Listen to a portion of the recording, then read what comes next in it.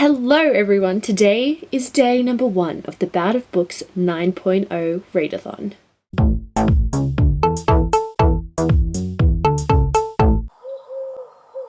So for me, the readathon so far has been running for 22 hours. I did do a bit of sleeping. I didn't start reading at midnight just because I was absolutely exhausted and I needed more of an early night so I wouldn't die at work. But I ended up waking up for a little bit and reading for about an hour, then kind of going back to sleep and then just...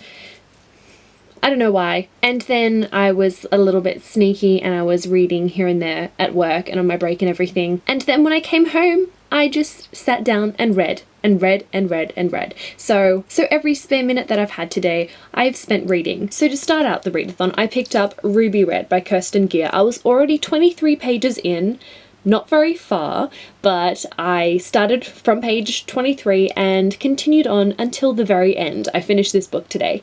So that, which is really awesome, but also at the same time, I'm kind of like, I need to know what happens next, like the ending in this, like, I need more now. And I'm thinking about buying it like now because I need to know what happens next. Seriously, I need to know. And so after I finished that, I picked up Readathon by J.R.R. Tolkien. I haven't read very far in yet. I'm still in the introduction. I've only read about 12 pages just because I've been doing a couple of other things, but I plan on continuing to read this through the night and get a good chunk of it done before tomorrow. So today so far, I have read 311 pages, which I think is a great start to the week. I'm really, really happy with that, and hopefully I can keep up this kind of reading speed throughout the rest of the week. And let's move on to some exciting stuff, the challenges that are being held today. For day 1, there are 2, and one of them involves a giveaway. So let's see what I did. So on the blog Bookish Comforts,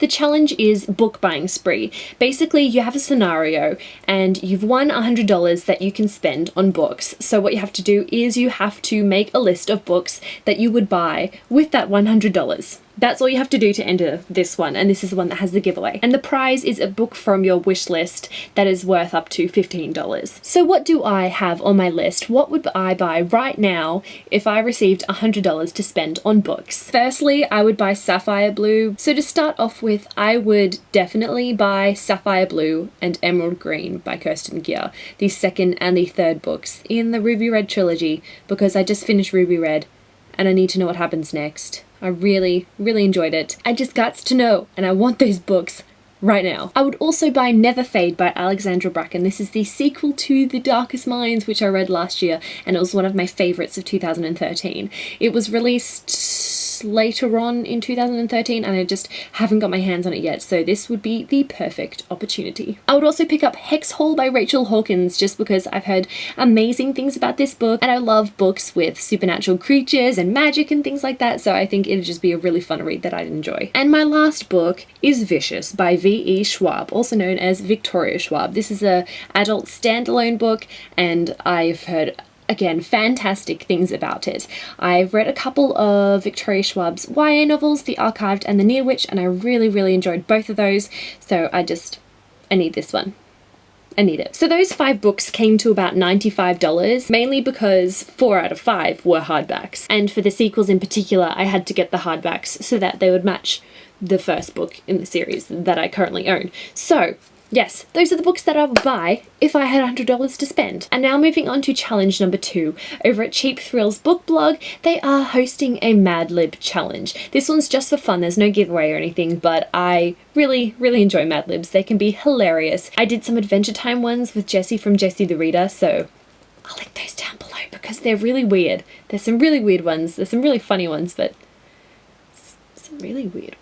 So the general gist of this Madlib is I've been given a list of things that I need, like nouns, adjectives, names, etc., etc. And I have to select appropriate words deriving from book titles. And then I insert them into a story and we'll see how things go. So let's see how my story ends up. Character name. I chose Anna from Anna Dressed in Blood by Kendare Blake. An adjective. Silver from the Silver Linings Playbook by Matthew Quick. Another adjective. Wicked from Wicked by Gregory Maguire. An item. I chose a book from The Book Thief by Marcus Zuzak. Occupation. A knight from The Iron Knight by Julie Kagawa. An act of violence. This one was a little tricky, but I chose Battle from Battle Magic by Tamora Pierce. Another adjective, loud, from Extremely Loud and Incredibly Close by Jonathan Safran Foer. A noun, promise, from Blood Promise by Rochelle Mead. And lastly, another noun. I chose test from The Goddess Test by Amy Carter. Okay, let's see how this works in my story. I just read the greatest book. This girl, Anna, ends up in the middle of a silver conspiracy.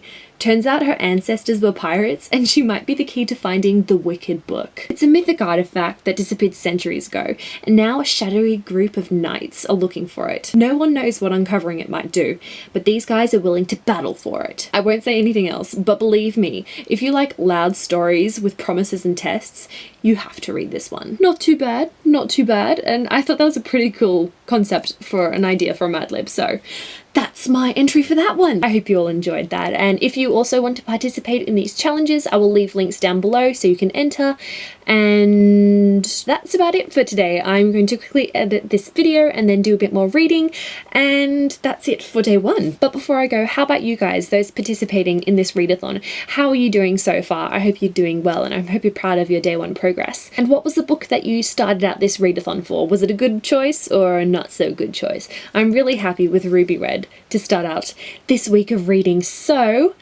that's all from me today. I will be back again with another video tomorrow, and I will see you then.